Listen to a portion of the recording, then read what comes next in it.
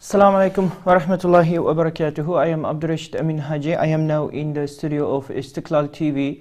Now you are listening to Voice of Istiqlal, and we are now discussing the Sino-Arab relations in the context of East Turkistan. Now I am in a studio and from the internet online. I have two guests attending. One is Dr. Anas Altikriti. He's attending from London, and he is the founder and the CEO of Cordoba Foundation. And another one is Nurmuhammad Majid, and he is the president of East Turkistan Human Rights Watch Association, at the same time deputy president of International Union of East Turkistan Organizations. Welcome. Assalamu alaikum wa rahmatullahi wa barakatuh. Alaikum assalam wa rahmatullah. Thank you. So in this episode, actually, we are discussing one ongoing event. And also, as everyone knows, that now the Xi Jinping, the president of China, visiting Saudi Arabia to attend China-Arab summit. This summit actually have a very unignorable impact to the region from finance, energy, and also the security. So at the same time, the social impact and other impacts. So at the same time, as we know, on December 1st, the Chinese Foreign Ministry published a new report about Sino-Arab relations in new era. So, and also at the same time, in 5th December, Washington published another report. It is Chinese military report 2022. At that report also, the Washington issued that the China extending its military power in Middle East by selling weapons and other extending its navy army in the sea. So from all the, after reviewing all the information and all the events, I would like to ask our guest, Dr. Anas Altikriti, the first question. So from your perspective, can you just summarize the Sino-Arab relationship from the historical background? How was the Chinese influence and Chinese existence in the region? So, thank you. Firstly, assalamu alaikum, and thank you very much for having me for this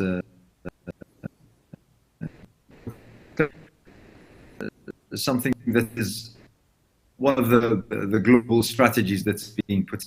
All had an interest in the Middle East for various reasons, and therefore the exchange of labor, for instance, as well as various trade and commercial relations with the Middle East and the Arab world particularly, have been a mark of the region for several decades now, especially during the 90s and the early 2000s.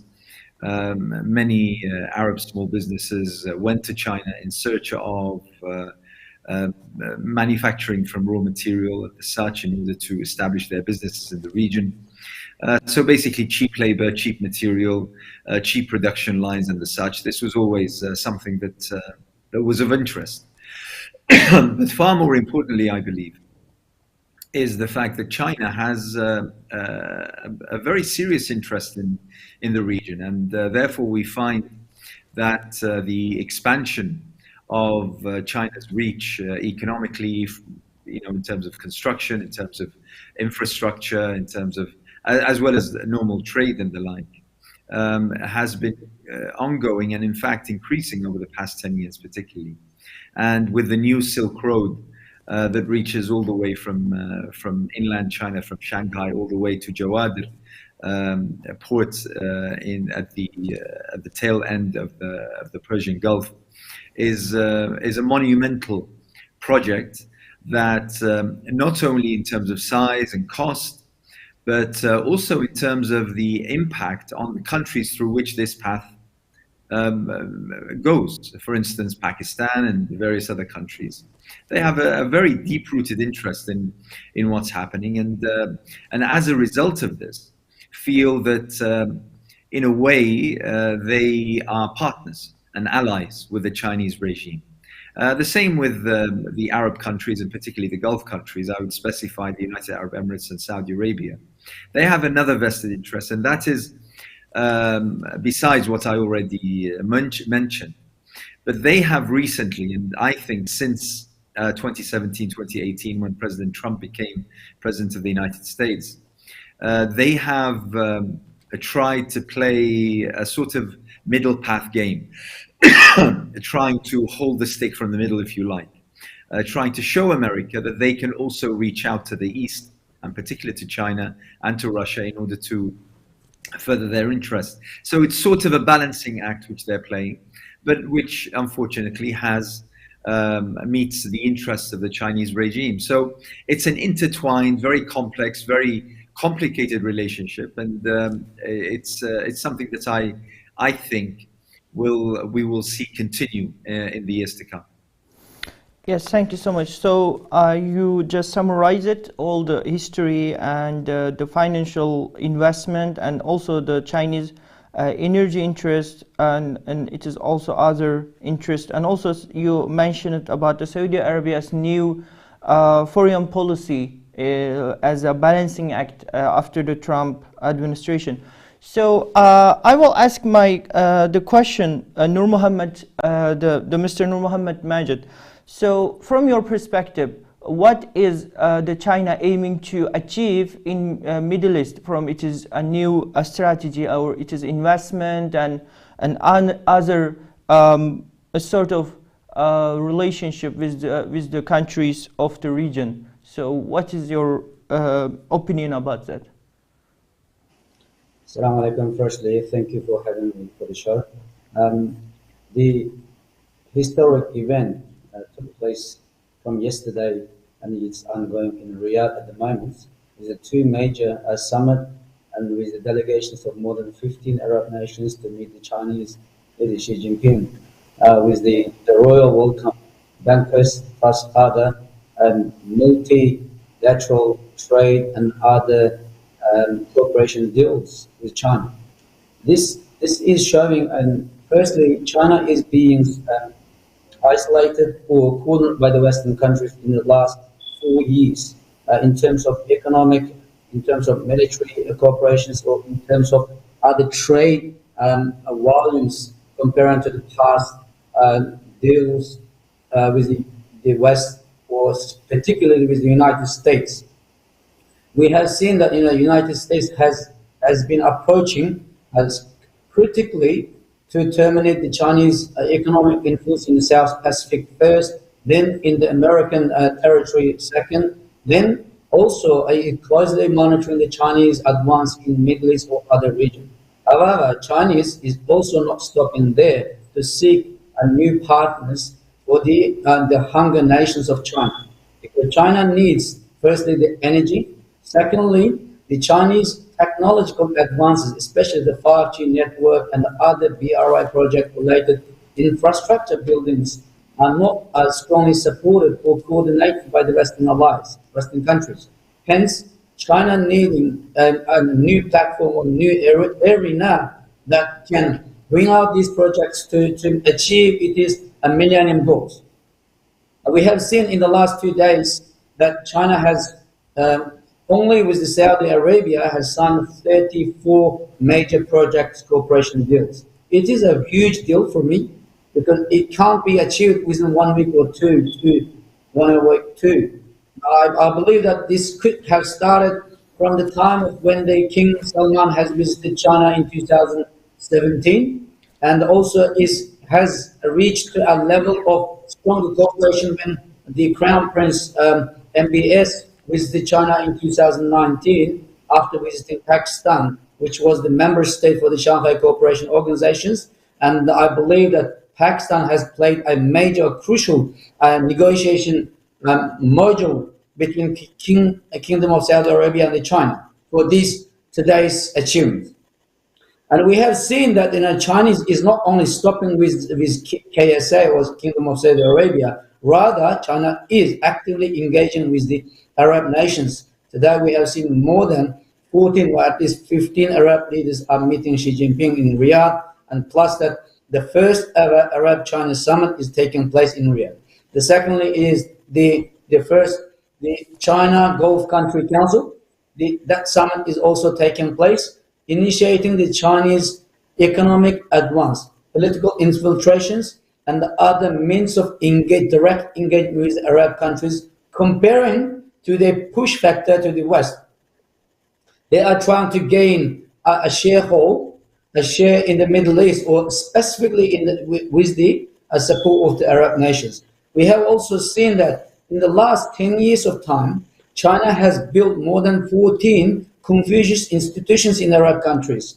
China has many projects that develop or propagate the Chinese agendas, Chinese bilateral relationship with Arab countries. Historically, we have seen that China has only diplomatic ties with Arab countries from the religious exchange perspective. But today, this is no longer that kind of a single unique way of bilateral deals. Today, we have seen that China is one of the major importer of the Saudi crude oils. China is also the country that Saudi exports 20% of the total export.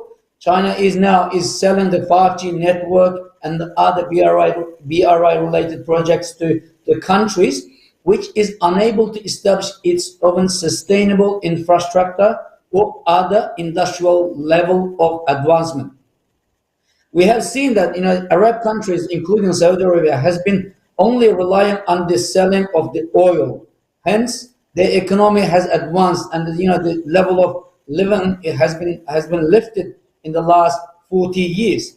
But as bin Salman has stated, they are looking for new opportunities, new global trends, to maintain Saudi's integrity, security, and also non-reliance on the Western countries' dominance.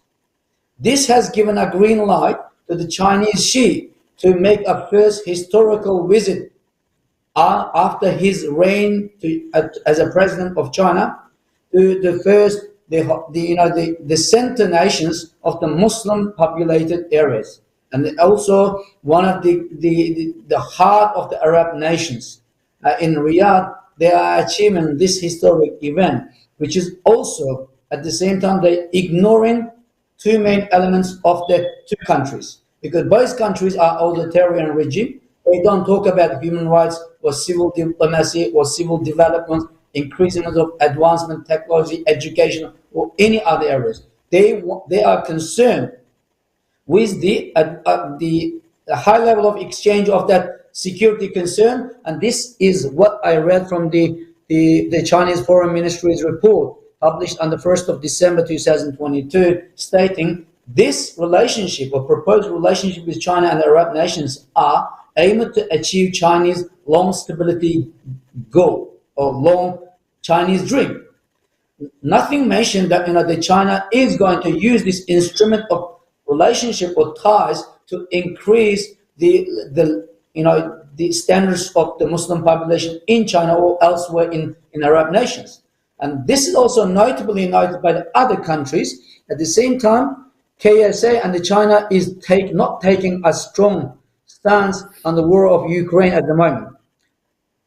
As Dr. Anas stated, Saudi Arabia is also playing the political game with international politics stakeholders, specifically with the United States, to state that we are able to reach out other major powers in the world, despite you are neglecting us in the Middle East. But we are seeing this is not going to be an easy step, because China is not dealing with one country only, but they are dealing with multiple countries who has multiple interests, multiple dimensions, and the political struggles. It's not going to be an easy step, but as Dr. Anas states that we are keep watching what is going to happen, and no details of that 34 the cooperation projects are listed yet. We are going to see what the contents of these 34 mega project corporations between China and Saudi Arabia is. Thank you so much. Yeah, it was excellent to issue a lot of political, financial, and social impact. my another question, actually, just recently some newspapers just summarized the relationship between China and Arab countries. And also one thing was in the agenda, it is the oil priced in yuan. So China want to price the oil, the payment of the oil in yuan.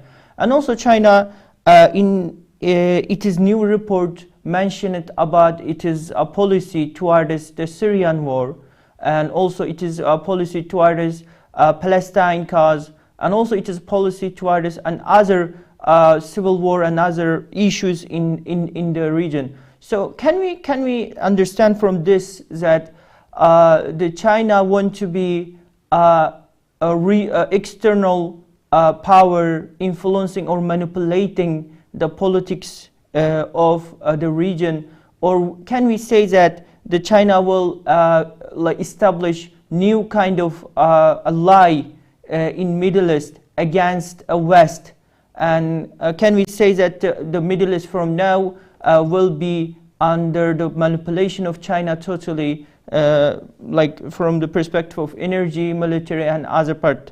So, Mr. Anas, can you just tell us your opinion about this issue? I mean, obviously, what you've asked about is a global strategy, and it needs a really long time and quite complex images in order so that we understand fully what's going to happen. However, I'll try to simplify it as possible as such. The Arab world is trying to find another balancing power to deal with.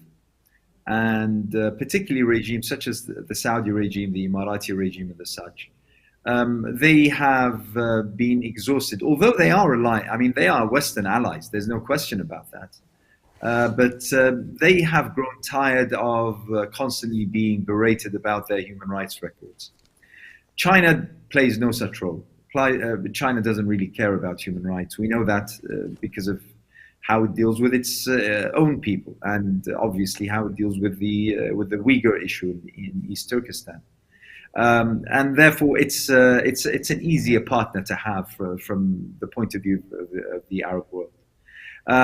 As well as, China essentially realizes that it can't match the United States of America's global hegemony, whether it be intellectual, whether it be cultural, or the such.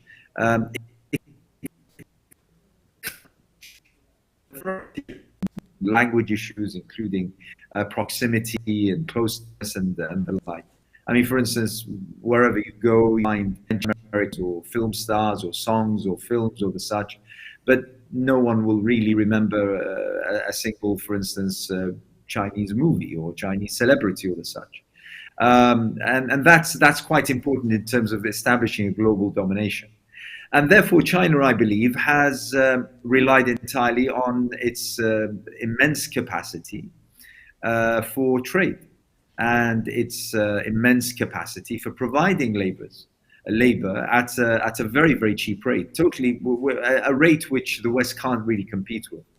And therefore, it has set its sights.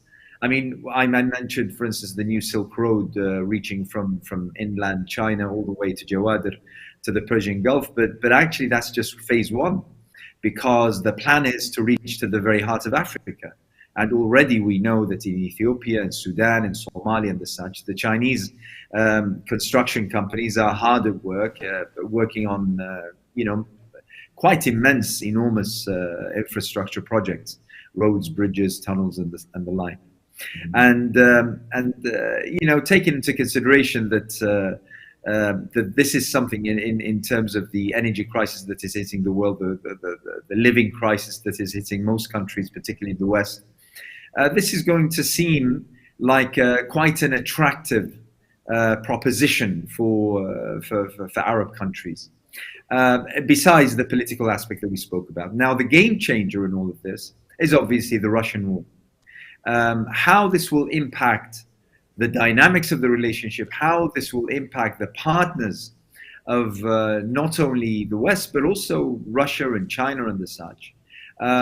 This is what we expect to change the dynamics of the current status quo, and in a way, it could see certain horizons emerge for the Uyghurs, for East Turkestan, that weren't available, before the war in Ukraine erupted.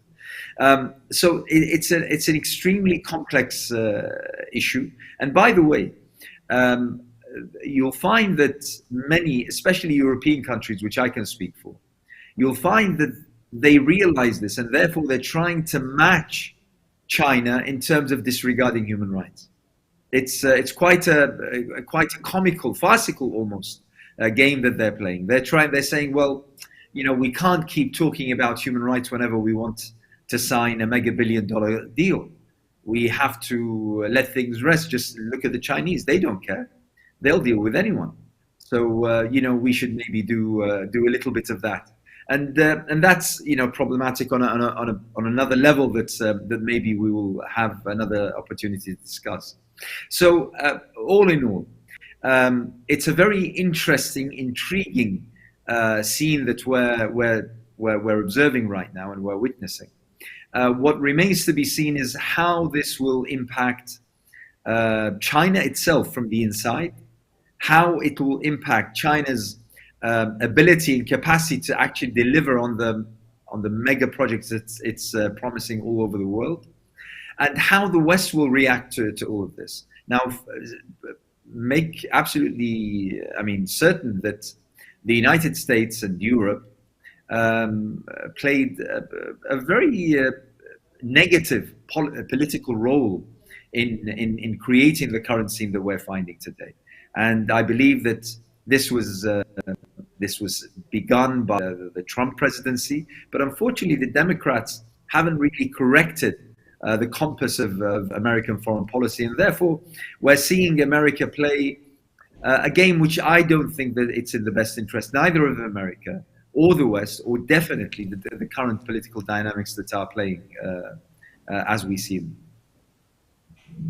Okay, thank you so much. Yeah, actually, you mentioned a lot of very important topics. Thank you so much. So,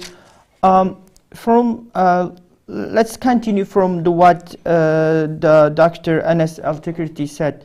So, I'm heading my question to Mr. Nurmuhammad. So, the International Union of East Turkistan Organization has published a new press release about the relationship between the Xi Jinping's visit to Kingdom of Saudi Arabia, and also in that the press release, your organization mentions that the Chinese impact or Chinese existence in the region, and also Chinese interest in the region, it will be not for the benefits or interest of the Arab countries, but it will be create a negative impact. At the same time, you mentioned other concern about like human rights, and also from other perspective, China is now implementing massive human rights atrocities in East Turkestan. So, and also criticize it as doing the genocide towards the 75 million people in East Turkestan, 8 million people in concentration camps. So in that, so I just want to ask you, in the press release, the International Union of East Turkestan Organization published it. So what is your opinion about this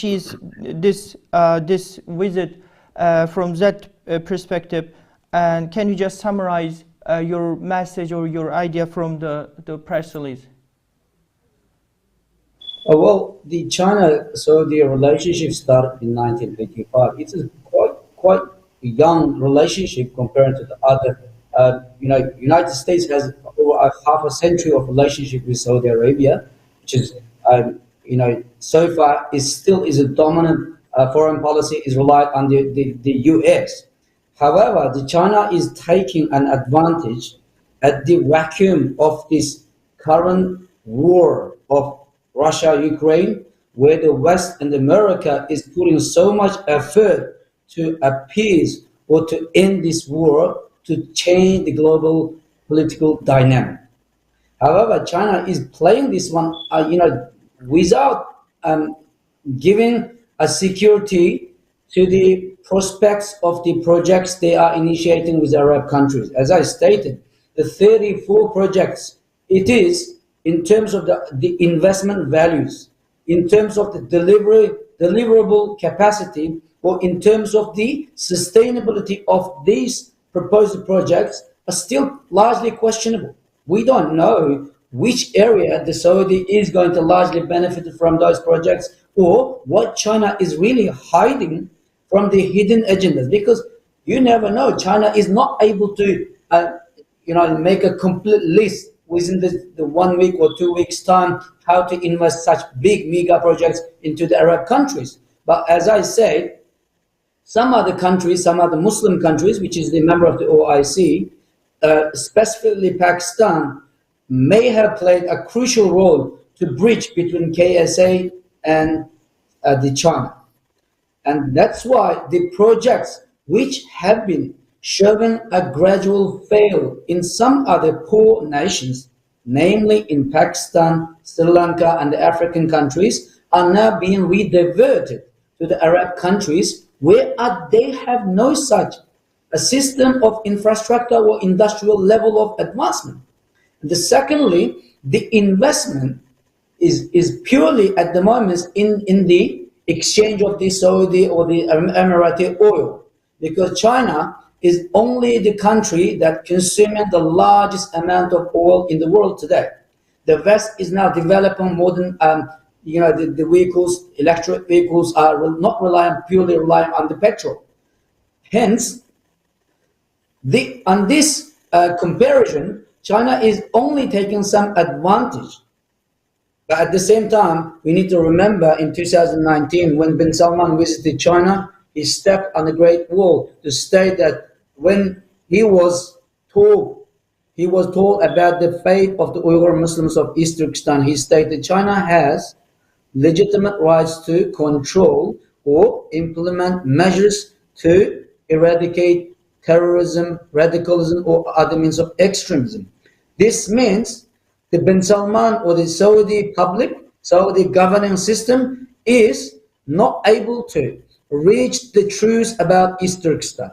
The Kingdom of Saudi Arabian governing system is not able to comprehend how China deals with the other nations, how China is manipulating or hijacking the freedom or other instruments of their countries.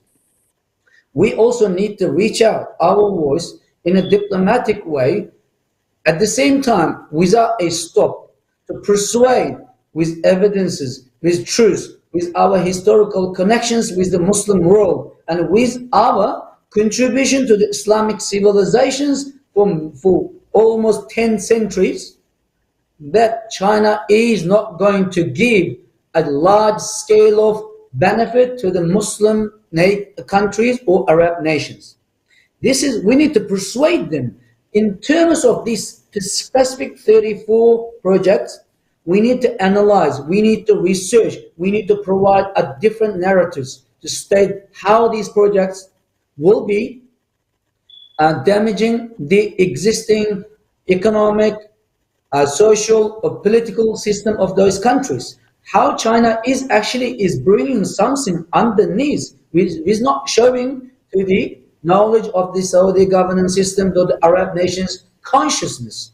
They are bringing something else, because this is showing that they have killed millions of Uyghur Muslim population, which is the Sunni Muslims. It's not Iranian Shia Muslims, and this is the concern of the Saudi Arabia and the other the member states of the Arab League.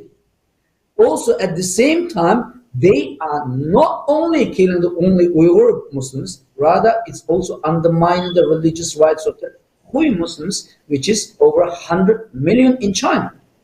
We need to bring the fact that how China is going to ultimately damage the core value of the Arab nations by this unstable investment, unsustainable cooperation strategies, or only the China win, Arab lost tactics that they are hiding. Thank you Can so I much. just add? Yep, Can I yep. just add to Please. this, because there's, I mean, a few very important points were mentioned. First is that bear in mind, and particularly the last point you made, Brother Nurmuhammad, Saudi Arabia could explain its rapprochement with China as being an attempt to sway any proximity in relations between China and Iran. It is feasible that with this constant political dynamics at play, that Iran and China become so close to pose a real problem from the geopolitical and strategic point of view. So Saudi Arabia could say, well, we're strengthening our relationship with China in order to try to prevent the upgrading of the relations between China and Iran way beyond the commercial. I mean, the commercial and trade is there, but even on the nuclear level, there could be cooperation, and that could signal something which is extremely dangerous from the point of view of dimension, is that the West hasn't shown itself to be a reliable ally, not only of Muslims, but specifically of East Turkistan. Plus, the noises, the sounds that have come out are welcome. But the American administration has shown time and time again, could sway from one side to the other quite rapidly. And also the manages and governs this particular support of people right now. So if we, in 2024, we have a comeback of Donald Trump, we'll see another rehabilitation of the relationship between America and China, and once again, the Uyghurs will suffer as a result. So fortunately, West has reliable, and therefore, Saudi Arabia could say, well, what we're doing is we're playing politics, and playing politics is allowed in these circumstances and these times. Yeah, actually, my question was about that. So, as you mentioned, the new report published by the Washington actually mentions that the China selling nuclear weapons or nuclear technology to Iran.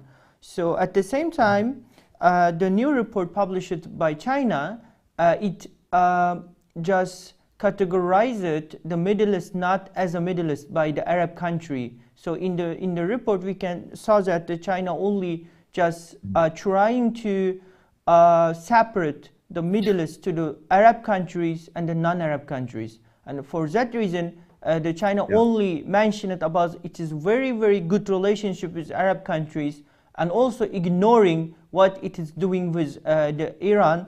So yes, the Chinese and Iran relationship, as you said, just also something should concern and should threaten the regional security. I just want to ask you another question about, so actually the China-Iran relationship can be the one big concern. And also there is some other concerns, for example, the Chinese-Israel relationship, and also Chinese support to some, how we can say, just Syria and Syrian government and other kind of the support to the terrorist organizations in this area. From that perspective, they all have some political impact to the Sino-Arab relationship. My question is, actually it is the title of this episode. So can you think the East Turkistan, and from the perspective of human rights, and also from the perspective of religious tie with the Arab countries, as Mr. Nurmuhammad mentioned, can be something to influence or something to change, or can be like a concern for the Sino-Arab relationship? Can you think the Arab countries will evaluate or will change or accommodate their relationship with China for the rights of the people of East Turkestan? Firstly, the interesting point that you mentioned regarding the sort of distinction of the Chinese regime between the Middle East and the Arab world, this is quite important, because this actually implies that China is addressing all Arab nations. The Middle East is plus Iraq, Syria, and as well as Turkey and Iran. Probably sometimes even people involve Afghanistan, but I'd stop at Iran. But when talking about the Arab world, you're all the way from Iraq all the way to Morocco, and then, and this is crucial, all the way down to the Eastern African Horn, to Somalia, to Djibouti, Eritrea, and the such. So the expanse of the demographic when you're speaking to the Arab world is far greater than when you're merely talking about the. So this is quite deliberate, I believe, in terms of the Chinese. The second part of your question, unfortunately, I wish I could be more optimistic. But the reality is, you're dealing with 90% of regimes being themselves violators of human rights. So they're not going to risk their own standing by demanding that China implements human rights and abides by human rights. I mean, when you're talking about the Saudi regime, for instance, when you're talking about the Egyptian regime, you're talking about barbaric regimes that have violated on so many levels. So for them, to be perfectly honest, China is the perfect ally. And like I said at the start, I think that most of these regimes are tired of being told off by Europe, and sometimes America, that your human rights records need to be polished up, need to be upgraded. You're embarrassing us, and all this. They're tired of this. They, to is their national interests, and I don't think that any of them will be told right now that forsake your immense relations and interests with China for the sake of human rights, which they themselves don't abide by. So that's one thing. However, what will change the dynamics, and once again, I really focus on it's a word that I always say, the dynamics, because these are what govern the way in which geopolitics is playing out. What change these dynamics is whatever happens in the Ukraine. If there is a development of that war rather than a settlement and bringing to end the fighting, I think we will return once again to a state close to what used to be the Cold War era, and there will be East and West, and then everyone will have to choose. And I don't think that there will be space for a non-alignment movement like there was in the 60s, 70s. Might have certain regimes in the Arab. In regards with your question regarding Israel, first of all, it doesn't really surprise me that China, as well as espionage, my phone and my devices were hacked by the software Pegasus, for instance. We know that amongst the foremost clients of the software, of the hacking software, was China. So in a way, that tells you a lot about the kind of dealings between the Zionist state and between China, and therefore it doesn't come really as any shock. It doesn't really surprise me. I think it's a par for the course. I think it's something that plays absolutely within the boundaries of China, really not governing its relations based on any kind of humanitarian criteria. And any kind of protestations it makes towards the Palestinians from time to time, and it does happen from time to time, those protestations are merely for public consumption, no more, no less. But I would definitely say that we need to keep a close eye on what's happening in Ukraine. And also, the kind of crisis that's engulfing the world, the economic crisis that's engulfing the world, and how that will play out. Will it play in the hands of China, or will it actually consume China itself? Because that's also a possibility. So we need to see what happens in the next few probably months. I don't think years, probably weeks or months. Thank you so much. So for finalizing our episode, actually we are at the end of the episode. I just want to ask Mr. Nurmuhammad. So as a representative organization of East Turkistan people in diaspora, so what is your just response, and what do you the East Turkistan Union of East Turkistan organization want to do in the region to increase the awareness, and also to trying to build a relationship with the countries in the region to achieve the interest of the aspiration of the people of East Turkestan? Because we know that Saudi Arabia actually has a very historical tie with the East Turkestan people. The Saudi Arabia has its own Turkestani population, more than 10,000 families, and also they have a lot of historical tie with East Turkestan cause actually before the 2000. So what is your strategy or policy of your organization want to do in the future to just to change this current situation? Well, firstly, we are positioned in a country that that can persuade the Saudi Arabia or influence the region, which is the Republic of Turkey.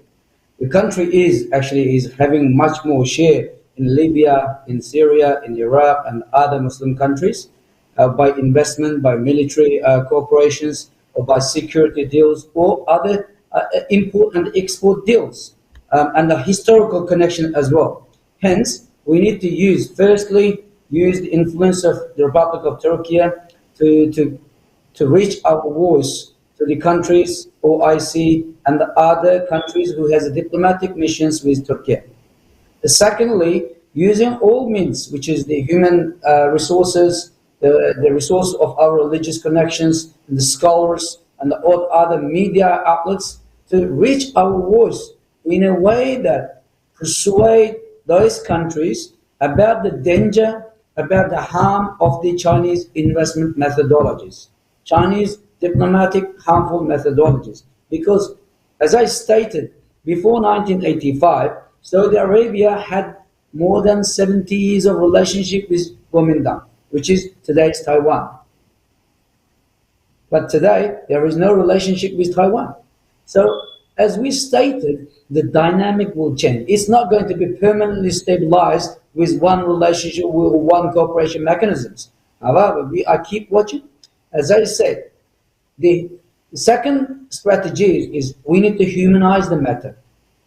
We are talking about, from the political perspective, how China is aggressive to our nation, to our country, to our resources, but we also need to humanize the matter from the perspective of the faith, because these people are still Muslims. Okay, from the faith perspective, we need to humanize them, win the hearts of the Muslims, scholars of these countries, who can influence their governance system.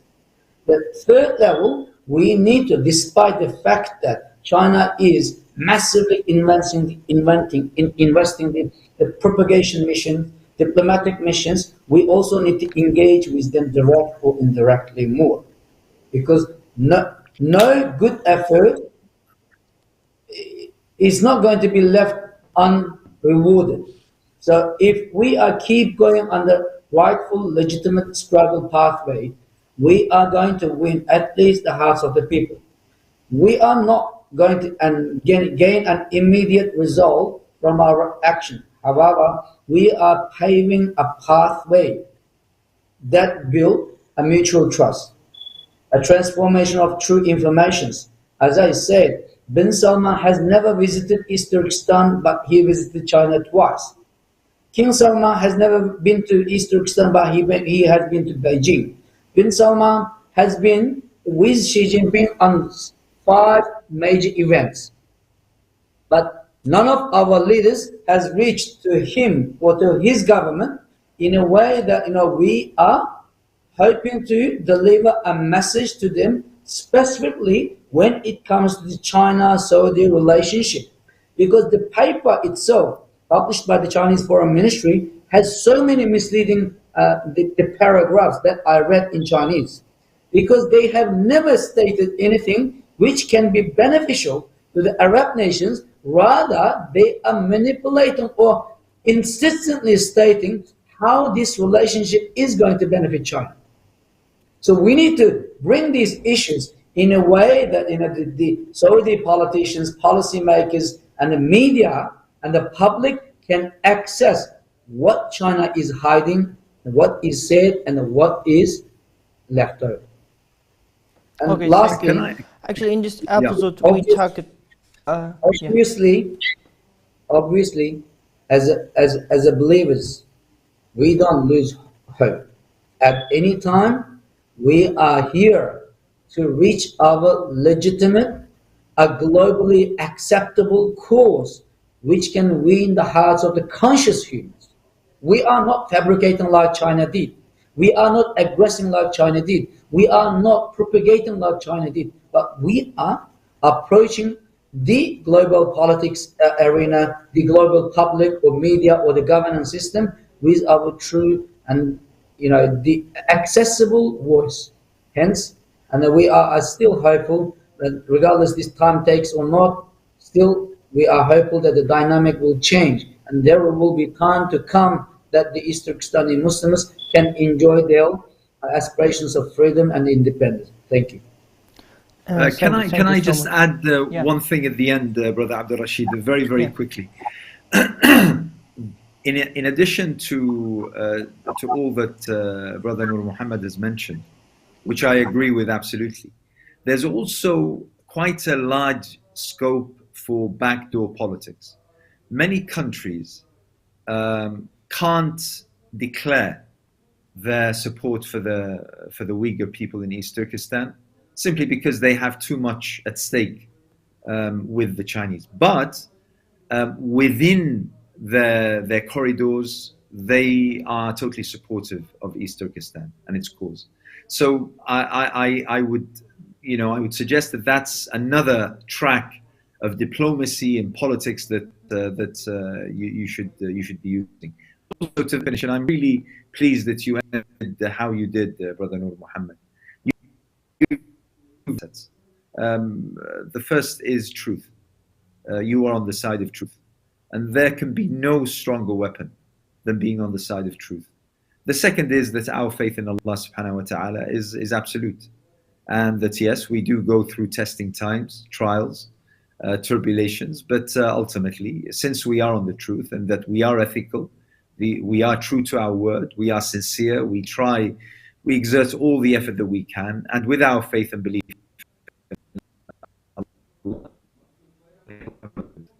So thank you very much for that. Thank you, sir. Thank you very much. So actually, we talked actually totally all the topics we should talk, and also evaluated the Sino-Arab relationship and its concerns, and also we evaluated that our identified how kind of the relationship is, and also there is some suggestions from the Anas Altikriti about how we can, how the Uyghur people can just achieve their aspiration, achieve their interest in the region, and also we heard the policies or the responses from the International Union of East Turkestan organizations towards this relationship. I just want to finalize this episode by expressing my gratitude to my respected guests. Thank you so much. It was very excellent discussion and interview. Jazakumullah khairan. Assalamu alaikum wa rahmatullahi wa barakatuh. Alaikum assalam.